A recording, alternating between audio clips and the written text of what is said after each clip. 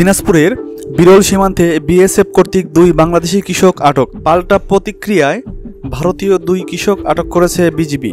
দিনাজপুর জেলার বিরল উপজেলার সীমান্তবর্তী এলাকায় নিজ জমিতে ধান কাটতেছিল বাংলাদেশি কৃষক মাসুদ রানা, এনামুল হক সহ আরও কয়েকজন। আজ সকালে তারা বাংলাদেশের অভ্যন্তরে কাজ করছিলেন বলে জানিয়েছেন স্থানীয়রা। এ সময় ভারতের সীমান্তরক্ষী বাহিনী বিএসএফ হঠাৎ এসে ওই দুই কৃষককে আটক করে নিয়ে যায়।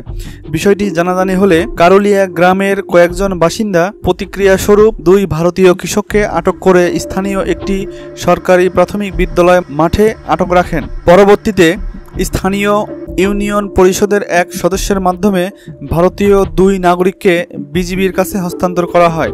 একজন স্থানীয় বাসিন্দা জানান, আমাদের জমি ভারতের পাশে, সেখানে ধান কাটা ও মাড়াইয়ের কাজ চলছিল। হঠাৎ বিএসএফ এসে দুজনকে ধরে নিয়ে যায়। আমরা প্রথমে ভেবেছিলাম ওরা ভারতীয় কেউ, আমাদের লোক ধরে নিয়ে গেছে। পরে আমাদের গ্রামের লোকজন দুজন ভারতীয় কৃষককে ধরে বিজিবির হাতে তুলে দেয়। বিজিবির পক্ষ থেকে জানানো হয়েছে, দুই দেশের মধ্যে পতাকা বৈঠকের মাধ্যমে 4 জন নাগরিককে নিজ নিজ দেশে ফেরত পাঠানোর বিষয়ে আলোচনা চলছে। ভারতের গঙ্গারামপুর থানার অন্তর্গত অন্তরপুর গ্রামের বাসিন্দা আটক দুই ভারতীয় নাগরিক বর্তমানে বিজিবির হেফাজত রয়েছেন। বিজিবি আরও জানিয়েছে, তারা বিএসএফকে আনুষ্ঠানিক চিঠি দিয়েছে এবং চিঠির জবাবে বিএসএফ জানিয়েছে প্রয়োজনীয় প্রক্রিয়া শেষে তারা বিষয়টি জানাবে।